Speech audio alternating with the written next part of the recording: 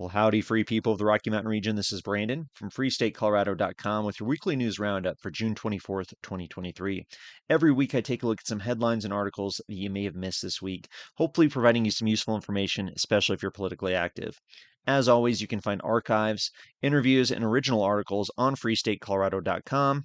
Lots of information there. I've been doing it for 3 years and definitely having a good time. This week, I was very proud and happy to put out this interview on June 19th with Dave Williams and Hannah Goodman on the Libertarian and Republican parties' agreements to not interfere with each other's campaigns quite as frequently as has happened in the past. So it was a 40-minute interview with Dave Williams and Hannah Goodman, going over some of the agreements that they've come up with, how they're going to influence their strategy over the next election cycle. And I'm really hopeful, thinking that this is a great opportunity for the liberty movement in Colorado to more efficiently use its resources, but also to get good pro-liberty candidates elected to office. We've seen how bad the authoritarian Democrats can be. Not all Republicans are great. Not all libertarians are great, but working together, we can really find some good candidates to push back this rising tide of authoritarianism and restore a semblance of liberty and sanity to Colorado. So check it out at freestatecolorado.com. Well, let's get into some of the headlines, some of the articles of the week. First one's going to be from the Denver Gazette, denvergazette.com. Costs of wind and solar in Colorado are underestimated. They don't include the cost of power lines. June 18th, updated June 19th, 2023 from Scott Weiser.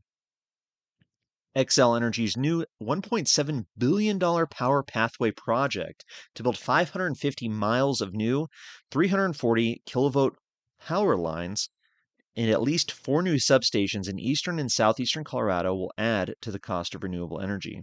Xcel customers will be paying for the power lines to help meet Governor Jared Polis's greenhouse gas reduction roadmap goals for carbon reduction. Wow. So, and while Kenny said Xcel has received more than 1,100 bids for renewable energy projects to feed the more than 5,000 megawatts of new line capacity in Colorado, a research study out of Princeton University suggests that hundreds of thousands of miles of new power lines could be required to meet a nationwide high electrification scenario by 2050. So, the part of this report, part of this understanding here is that this is going to be very expensive. It's not necessarily feasible without increasing costs tremendously. This can mean building as many as 884,000 miles of new transmission lines nationwide to add to the existing 183,000 miles of lines at a potential cost of more than $1 trillion. Wow. Reaching the goal of net zero greenhouse gas emissions by 2050 will require substantial investment in the U.S. transmission grid to accommodate growing electricity demand from EVs, heat pumps, and hydrogen producers, and tap into the nation's abundant renewable resource potential. So it is very, very expensive. They don't really know how much it's going to cost overall, but guess who's going to be paying for it? People who use Xcel Energy, people who are tapped into the power grid. So this is a trend that we've seen where costs are increasing, service is possibly decreasing, and this renewable energy mandate put upon us by our governor and the state legislature is only going to make life more expensive here in Colorado. So check that article out if you're interested. This is going to be a very, very interesting topic for years to come. Just to continue a little bit with the article, the LCEO, which is the levelized fuel system cost of electricity per megawatt hour for wind and solar of $40 and $36 respectively, drastically underestimate the true megawatt hour as compared to other generating sources. So in Texas, the cost of wind and solar of $291 and $413 respectively are 2 to 4 times the cost of nuclear power, which comes in at $122, and 5 to 10 times more expensive than natural gas, which is $42 per megawatt. So as you can see, natural gas is much, much less expensive than wind and solar. It's much more efficient in terms of delivering power and electricity to people. So really, you got to understand these government mandates for this pie in the sky dream of net zero emissions and 100% renewable energy is only going to make life more expensive and make our power grid less efficient in the long run. Well, let's move on, see what else is in the headlines this week. We're looking at KDVR.com. This is very interesting for some of you out there who are involved in politics. Also from June 19th, 2023. Colorado voters keep getting less partisan according to their registrations. It's very interesting to see the political parties shrinking in Colorado. While Colorado is electing historically high levels of Democrats to public office, its voters have never been less partisan on paper. Colorado's congressional delegation has never leaned more Democratic following last year's elections. Since 2007, there have been 11 years where Democrats have the governorship and control of both houses in the state legislature. The Coloradans electing Democrats consider themselves less Democratic than ever, however, as well as less Republican than ever.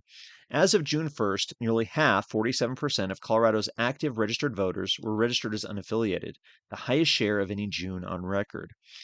So here's a little bar graph from 2015 to 2023. So unaffiliated is the purple here. You can see that purple is increasing as total market share of voters. Republican Party is shrinking dramatically as well. And actually, the Democrats, the blue, is shrinking as well. So people think that Colorado is a Democratic safe space, a Democratic haven. Not necessarily true. I think there's a lot of reasons, mostly the organization and the money behind the Democrats that give them so much more control than the Republicans. But if you look at it, 27.34% of Colorado voters are registered Democrat, 24.15% are registered Republican, and 46.7% are registered unaffiliated. So, wow, it's a little closer than I think most people would think. As recently as 2015, about a third of Colorado voters were registered as independents. That share grew quickly beginning in the late 2010s and hasn't stopped since.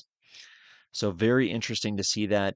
It's a good lesson for candidates, for people running for office here in Colorado. Not so much to appeal to a specific party position, but to really identify yourself as a good candidate, as a good representative of the community, and less of being of a partisan line holder, if you will. So very interesting to see that and see that trend continue. Let's move on.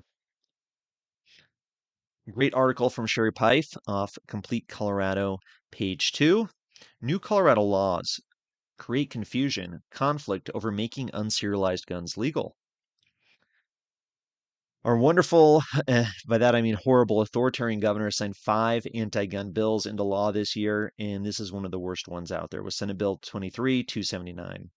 The article says, one of 5 gun rights restricting bills passed this last legislative session is causing more questions than answers, as owners of what are now illegal firearms, as well as federally licensed gun dealers, FFLs, struggle to understand and comply with Senate Bill 23-279, unserialized firearms and firearm components. A second bill, Senate Bill 23-168, gun violence victims' access to the judicial system, only exacerbates the problems with Senate Bill 279, FFL say. So Senate Bill 279 bans the sale, possession, transfer, or manufacturing of homemade or hobbyist firearms that do not contain a serial number, often pejoratively referred to as ghost guns. Now, this is totally unconstitutional. It totally flies in the face of the Second Amendment and this idea that Americans are free individuals who have the right to defend themselves. And of course, if you can defend yourself, you should be able to create the means on your own of which you can defend yourself, right? The bill gives some exceptions, such as guns that are permanently inoperable, are antiques, or manufactured before October 22nd, 1968. Violations range from a misdemeanor on first offense to a felony on subsequent offenses. The confusion lies in a section of the bill that purports to allow owners to get their firearms serialized prior to January 1st, 2024 to maintain ownership. However, finding someone to do that is going to be next to impossible, despite lawmakers' claim that, quote, any FFL, end quote, is able to do it. That's where the questions begin and the answers are complicated or incomplete. Problems with the new law include no designated authority over the serialization techniques and processes, and a second law could hold FFLs liable for crimes committed with any guns they serialize. Wow. So absolutely and utterly despicable of what these Colorado legislators are doing to restrict our right to keep and bear arms. And of course, the laws they're passing are just a hodgepodge made up bunch of baloney that don't actually address the problem of the violence, the growing violence in our Colorado communities. So check this article out if you're interested. It is very interesting to see how this is going to play out. Of course, I would say that these bills are unconstitutional and should be repealed. Of course, it's going to take a lot of money fighting these in the court. But let's move on and take a look at what else we got. Marion Goodland, June 20th, 23, updated June 21st, 2023 on coloradopolitics.com. TABOR refunds to grow. Colorado's budget writers eye-cutting one-time expenditures. So if you don't know, the Colorado Taxpayer Bill of Rights, which has been in place for 30 years now, adopted by Colorado voters, provides a mechanism by which the government, if it collects too much tax money, gives it back to the people, to the taxpayers. So to the article, while TABOR refunds look set to grow, the most recent quarterly revenue forecast shows a marked contrast in what the Colorado legislature might have to spend versus what they had a year ago. In fact, the state may already be in the hole, albeit a smaller one that budget writers maintain is flexible. The June forecast released on Tuesday by the General Assembly's Joint Budget Committee is a kind of report card for budget writers. It shows how well they did in writing the budget that starts on July 1st, plus the latest data on revenue collections, with the first figures from the April 15 tax deadline for individual and corporate income taxes. The June forecast also gives those budget writers their first look at what could be available when they start working on the budget in the next legislative session. TABOR revenue that exceeds what the state's allowed to spend grew by another $1 billion, making total TABOR refunds to be paid in 2024 about $3.5 billion, billion with a B. This is one of the beauties about TABOR, this taxpayer bill of rights that we have in Colorado, this model legislation that other states should definitely adopt. $3.5 billion to be sent back into the Colorado economy. I mean, that's part of the reason why the Colorado economy is so much stronger than many places outside of our area here. It also means that Colorado taxpayers have more money in their wallets. Those figures could see annual refunds for Colorado taxpayers grow from a projected estimated $650 for single filers and roughly $1,300 for joint filers to $850 for single filers and $1,700 for joint filers, depending on voters' decisions on Proposition HH, the ballot measure that will go before the electorate in November, seeking to provide property tax relief by reducing TABOR refunds in the future. So this is very important. This is extremely important if you're a Colorado voter, if you're a Colorado taxpayer, and if you're a Colorado property owner, really. So think of it that way. $650 coming back to you out of your tax money. Now it's going to go up to $850. That's a lot of money, really, when you think about it. To get that money back every year going forward, potentially even more. And of course, Proposition HH would reduce that refund, would reduce that money into the future.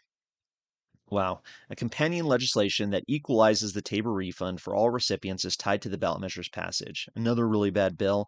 You know, if you pay more taxes, you should get more tax money back. That's as fair as it can be. So pretty interesting to see how, when you think, you can go and read the article if you want to understand more about Colorado budget, how the budget is calculated. It's pretty interesting if you have an interest in that. But the really key takeaway from this is that your taxpayer refunds are your money. That's your money that you worked hard to earn, and you deserve to have it. It belongs to you. Taxpayer Bill of Rights gives you that money back and keeps the government from wasting it away on their special projects, their special pet projects, and paying off their cronies. So reject Proposition HH in November and keep your tax refund money coming into your household. Let's move on. This is from Colorado Public Radio, CPR.org. Touching on that interview I did earlier.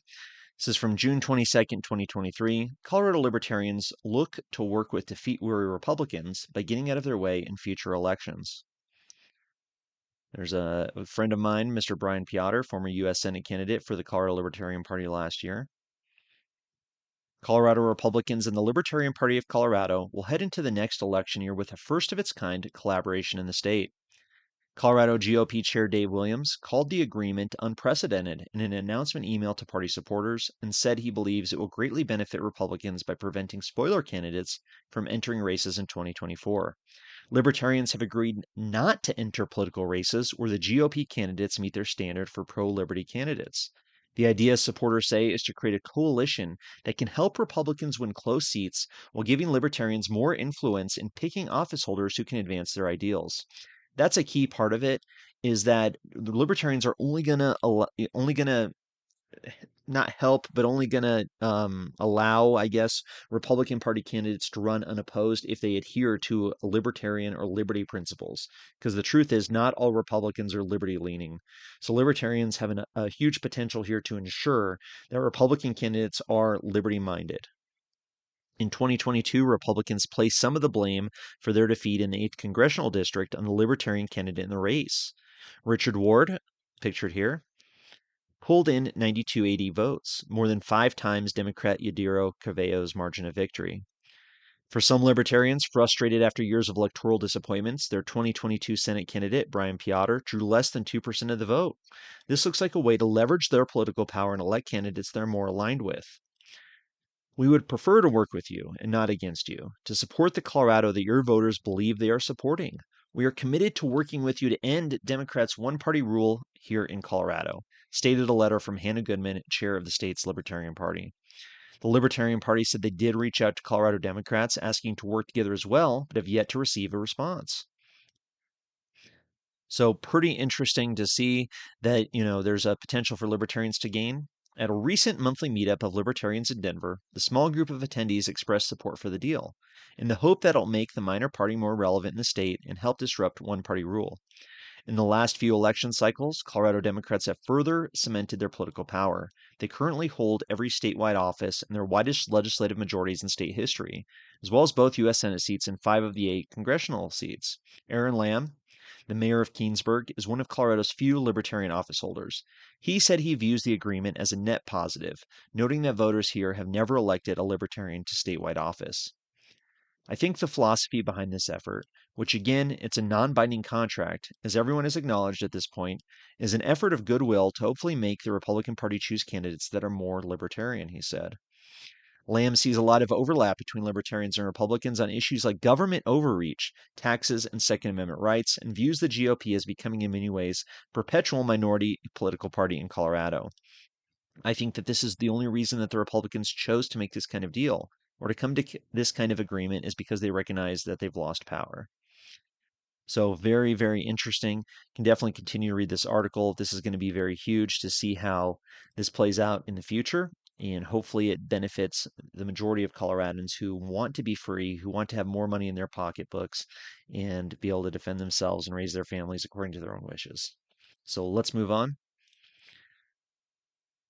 This is from coloradopolitics.com. 2 school board members vote against U.S. capitalism, from the Colorado Springs Gazette. June 21st, 2023, the Colorado Gazette editorial board. At its most recent school board meeting on June 14th, the Colorado Springs School District 11 Board of Education passed a resolution presented by School Board Vice President Jason Jorgensen titled Support for Economic Freedom in Impartial Classrooms. The 11's resolution was a response to the Colorado Education Association, Colorado's largest teachers union, who on April 22nd passed a resolution condemning capitalism and saying in part that, quote, the CEA believes that capitalism inherently exploits children, public schools, land, labor, and resources. The CEA is a communist organization. That assertion is as false as it is strongly stated, and is radically to the left of even Colorado's Democratic Governor Jared Polis. Asked about it in an interview on Face the Nation, the governor referred to the CEA's position as bizarre and said, quote, it's the great economic engine of capitalism that creates the prosperity that funds our schools. Wow, even Jared Polis knows that. Bizarre indeed. History tells us that socialist countries scrape by on the rare occasion that they do it all, only because they are supported by countries that uphold economic freedom like ours. The United States is able to shield Europe under its nuclear umbrella against Russia only because we have the resources to do so. Every luxury we have, from our military to our public education system, is made possible only through our nation's economic liberty. Another issue with the CEA's statement is that it is not its responsibility to make, and it harms political neutrality in the classroom. The CEA's website claims that it represents 39,000 K-12 teachers, education support professionals, higher education staff, retired educators, and students preparing to become educators.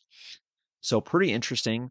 In response to their concerns, the D11 board passed this resolution stating, part, quote, therefore be it resolved that the Colorado Springs School District 11 Board of Education strongly rejects the CEA resolution, recognizes that capitalism has done immeasurably more than any other economic system in history to advance human prosperity, and assure parents of the district's commitment to providing students neutral learning environments that prioritize academic achievement. School board directors Darlene Daniels and Julie Ott spoke against the District 11 resolution. Wow. So Darlene Daniels, Julie Ott spoke against a pro-capitalist resolution in Colorado Springs. By voting no, the two voted against political neutrality in classrooms. Daniels, who is up for re-election in November, took the CEA's claims even further, saying, quote, countries are impoverished because they have been exploited. People are coming because their countries have been exploited of their resources and continuously today. I'm almost sure that they would love to be in their country if they didn't have someone taking it and using it in another country for other people's political advantage. Well, I got news for you, Daniels. I got news. Yes, of course, these people in these countries have been exploited. They're being exploited by their own governments. They're being exploited by their socialist and communist, authoritarian and tyrannical governments that are stealing the wealth of the productive people, stopping property rights from forming and pushing an authoritarian agenda on the population. That's who's exploiting these population is these governments. Are there other governments outside of these countries who are pushing that? Of course there are. But it's the governments themselves and their attack on free market, on capitalism that is creating this poverty in these countries. That historically illiterate claim is certainly not shared by the people arriving on Florida's shores on floating trash as they attempt to escape socialist Venezuela. It's also not shared by School Board President Parth Malpackam, an Indian immigrant who received his bachelor's degree in India and went on to receive his PhD at the University of Wyoming, Laramie. In his comments on the resolution, he said, personally, I am an immigrant that came to this country, and I came here not because my country was exploited. I came here because this country was the land of opportunity.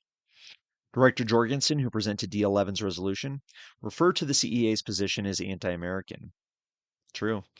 Malpackam and Jorgensen are also up for election this November. So very, very interesting to see this play out. School boards are still one of the hottest places to fight for liberty, for the future, and to push back against this communist, authoritarian, and outright un-American ideology we've seen presented by these people. So very, very interesting. Pay attention to your local school boards, that's for sure.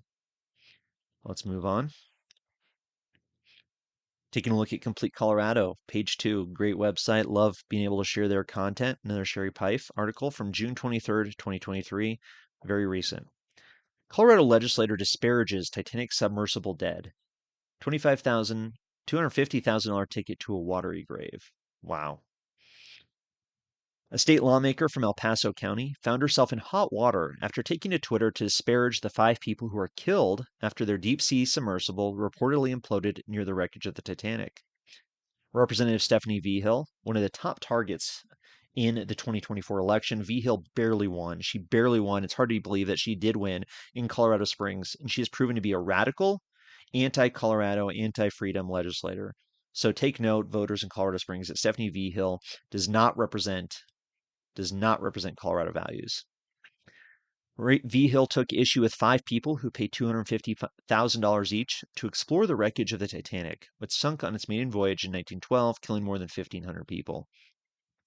Vigil was upset they chose to spend their money on a submersible voyage rather than where she would like them to spend their wealth. Quote, you must really be running out of new good things that money can buy if you're shooting yourself into space or to the bottom of the ocean, or even just haphazardly acquiring companies that you don't really have anything to contribute to, one of Vigil's tweets read. I mean, it's pretty sad. Vigil's kind of a sad person, as you can see from these Twitter posts. This is somebody who doesn't really honor greatness, who probably doesn't expect greatness in life, somebody who's kind of submitted to this idea that things cannot be accomplished, worthy goals cannot be accomplished, space travel, going under the ocean, building new businesses. I mean, these are all passe for somebody like Stephanie Vigil. Those 5 people who have now been confirmed dead after the Coast Guard discovered pieces of the vessel, the Titan, on the seabed just 1,600 feet from the bow of the Titanic, 2.5 miles below the surface. What remained of the vessel was found 5 days after it went missing from a trip offered by Ocean Gate Expeditions, which had completed similar trips successfully the past couple of years. Search teams were still deployed looking for the vessel when Vigil took to Twitter to complain about the money spent on the trip. Here's Vigil again, quote, no amount of wealth will ever satisfy the ultra-rich, but they just keep acquiring more, and then they'll buy a $250,000 ticket to a watery grave in a world where that amount of money would be a life-saving windfall to the vast majority of other humans, Vigil's tweets continued. Wow.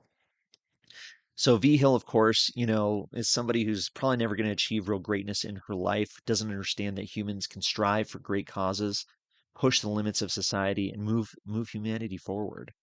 So, of course, the ultra rich. She doesn't understand. The rich get wealthy. They get wealthy by serving the needs of the community, by creating businesses that actually benefit people, provide valuable goods and services, and are net positive to the community. They wouldn't be getting this money if they weren't acting in a way that's going to be beneficial to people willing to give them the money. Now, of course, some of these people potentially could have gotten their money out of government theft, government inflating our currency and giving it to their cronies. That is a real possibility, of course. Not every ultra rich person or not every billionaire earned that money, uh, earned that money properly. But of course, the policies that Vigil promotes are ones in which wealth is stolen from the hardworking class and given to these special interest people. So very interesting, very sad to see that Representative Stephanie Vigil is taking to Twitter to really fight against people who are dying in submarines. Let's move on.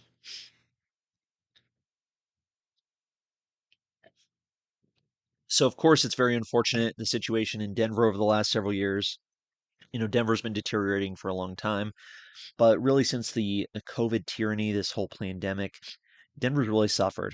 As we can see in this article from yesterday, which would have been June 23rd, 2023, from CPR.org, a new reality for downtown Denver's half empty buildings. Quote, the value's not going to go back to what it used to be. But I thought Denver was growing. I thought Colorado was growing. All these people moving here, property values skyrocketing. Well, people don't want to be in downtown Denver. I wonder why that is. It's pretty apparent that most office workers enjoy the perks of working from home and are loath to go back to the daily commute, leaving a lot of downtown Denver skyscrapers half empty on any given weekday. What's less clear is exactly what that means for the future of those office buildings. There's a lot of real estate that isn't being used, but not a lot of solid plans for what to do with it. Intuitively, converting some of it into apartments makes sense. That's easier said than done. The one thing that is all but certain is that many office buildings are worth significantly less money now than they were before the COVID pandemic. Republic Plaza, the largest office tower in Colorado and an icon of the Denver skyline since it was built in the 1980s, is worth less than half of what it was valued in 2012. Wow, according to loan documents for the property. That loss equates to hundreds of millions of dollars. Isn't that shocking or unbelievable, I bet, to a lot of people who see property values skyrocketing across Colorado? Well, unfortunately, large office towers, their values decreasing. Appraisals aren't an exact science, and the building could eventually recover some of that value. But even so, it's definitely not worth what it was just a few years ago, according to Vivek Saw, director of DU's Burns School of Real Estate and Construction Management. The same holds true for much of the office real estate downtown, he said. Quote, the value's not going to go back to what it used to be, Saw said. We are seeing that across all the markets in the country. It's not ever going to be the same. If you add what's happening in our downtown in terms of homelessness and crime and other concerns, the downtown market is going to shift. So there we go. Article, of course, the author of the article did not mention the crime, the homelessness, the danger of being in downtown Denver, but this professor guy here did know that. Indeed, it is hard to see a turning point for the office market in downtown Denver anytime soon. Nearly a quarter of the office space downtown is vacant, meaning the landlord doesn't have a paying tenant, real estate services firm CBRE said in a recent report. On top of that, companies that are paying rent are trying to offload a record amount of space because they aren't actually using it. So, unfortunate sign for downtown Denver, but a sign of things to come. These big metro cities, these places where people are crowded in like penned animals, are less appealing than ever, and that might be a good thing. People are moving out of Denver, moving into more rural areas. They want to see blue skies, trees, have animals. And that's what Colorado is really about, is a more rural and agrarian lifestyle, something where you can have fresh air and see beautiful views. So, downtown Denver's in a state of decline. What will come of it? Only the future will tell. Let's move on. Two more articles I'd love to discuss this week. Thank you very much for joining me, of course. Subscribe, like, share, follow on Telegram as well. This is pretty interesting. This is from a Substack. This guy, Roger Peekle Jr. I never heard of him up until now. Quote, you are being misinformed. The Honest Broker apparently is his Substack. He had a Senate Budget Committee testimony. So that's pretty interesting. Why is it interesting to us here in Colorado? Is because Dr. Roger Pelkey Jr. is the professor of environmental studies for the University of Colorado Boulder. So interesting. We actually have at least one professor in CU Boulder who is not a total authoritarian. So here's what he has to say. Earlier today, I testified before the Senate Budget Committee on misinformation and climate science. Below are my post-hearing thoughts, my opening statement, a link to my full written testimony, and a link to the full hearing video and statements. Before that, let me first say thanks. His flight, hotel, Ubers, etc. was 100% supported by the paid subscribers to his Substack. Well, good for him. All their support made this possible. So overall, the hearing was not particularly notable. It had moments of thoughtful exchanges between members and also moments of unnecessary partisan rancor. I appreciated the opportunity to emphasize the essential role of scientific integrity in producing science that is accurate and trustworthy, and that these standards apply to everyone. I told the committee that if they remember only one sentence from my testimony, it is this one: you are being misinformed. Specifically, I referred to the misuse of outdated climate scenarios in our old friends RCP 8.5 and RCP 4.5, which you can read about in more detail below. Readers here will know that outdated climate scenarios are a big problem. For me, it was notable that my testimony was favorably received by Senators Chuck Grassley and Ron Johnson on the right, and Senators Sheldon Whitehouse and Tim Kaine on the left. In fact, in his closing remarks, Senator Whitehouse read from a recent post, The Honest Broker, on conflicts of interest in climate research. Experts monetizing their expertise is one important reason why people become experts, and there is no problem with people seeking to make a buck. But where expertise and financial interests intersect, things can get complicated. That is why there are robust mechanisms in place for the disclosure and mitigation of financial conflicts of interest. All of this is just common sense. Your doctor can't prescribe you drugs from a company that pays him fees. You wouldn't think much of a report on smoking and health from a researcher supported by the tobacco industry. Well, that was a pleasant surprise. I'm glad I testified and participated, hopefully constructively, in meeting the complicated, messy, and difficult challenges where expertise meets politics. So very interesting if you want to read this guy's entire opening statements on this presentation. But of course, climate change, climate science have been very, very interesting. So going through here, see if there's any interesting little tidbits. So the scenarios that are currently prioritized in climate research, assessment, and policy are badly outdated. Carbon dioxide emissions in the real world are already at a level far less than those projected in the most commonly used climate scenarios, and that gap between scenario assumptions and reality is only getting wider. Specifically, the most used climate scenario is called RCP 8.5, which according to the IPCC represents a global temperature increase in 2100 of 4.8 degrees Celsius or centigrade. RCP 8.5 projects that all global energy consumption will come from coal. That is obviously wrong. The real world is actually tracking below a RCP 4.5 scenario, which represents a 2100 global temperature increase of 2.9 degrees centigrade. So there is misinformation out there, of course. And of course, there's become an entire big business around climate change, as you may expect. Very interesting to see that he mentions that here. It is essential for everyone to follow well-established standards of scientific integrity. Those includes those funded by fossil fuel interests, renewable energy interests, and in fact, all financial interests. So, of course, there is a financial interest on the side of the pro climate change, green agenda type of people, and that should be obvious to most people. But a lot of people who are caught up in the whole global climate change scenario or narrative do not realize that there is an actual industry behind it who are maybe reporting and pushing false narrative in order to financially gain or gain some sort of power from that kind of push. That is the reality. The people who are pushing all the green agenda are not doing so because they are altruistic entirely. Some of them are actually gaining tremendously from pushing that narrative. So very interesting to see this professor come out and kind of explain some of that, show some of the other side. Hadn't heard of this guy before, but very interesting to see this being discussed from a University of Colorado professor. Last article of the week I want to talk about here is from Fox 31, of course, Colorado's own, as they say on their website. We'll zoom out to get the headline. Denver violent crime still rising in the first half of 2023. So why are people leaving Denver? Because it's dangerous is one of the reasons. This is articles from June 16th, 2023, DJ Summers, KDVR.com. Denverites who think their city doesn't feel as safe as it once did. Police data confirms your hunch. Several acts of violence marred the week when the Denver Nuggets won their first ever NBA championship. During the downtown celebration of the Nuggets' victory on June 12th, 10 people were shot in what police say was a drug deal gone wrong. The next day, a road rage incident resulted in a double homicide, killing 2 brothers. Another double shooting happened near the Nuggets championship parade on Thursday.